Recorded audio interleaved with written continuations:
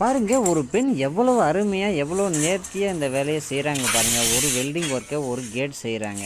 எல்லாரால முடியும். பெண்களால் தான் முடியாது, ஆண்களால் தான் முடியும் அப்படின்லாம் கிடையாது. பெண்களால முடியும், ஆண்களால முடியும். எல்லாருமே இறைவன் வந்து ஒரே மாரி தான் படைச்சிருக்கான்.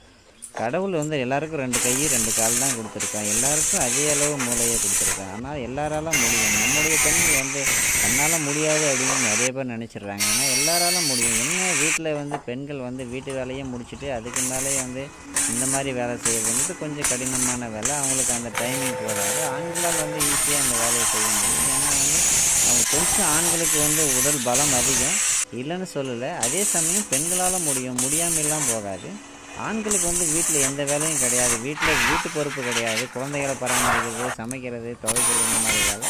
அதனால வந்து அவன் வந்து வீட்டு இந்த மாரி ஈஸியான வேலைகள செஞ்சுட்டு செய்ய வந்துடுறான். காலையிலே வந்து இந்த வேலைக்கு வந்துடுறான். ஆனா பெண்ணால அப்படி முடியாது. வீட்டு தேவைகள்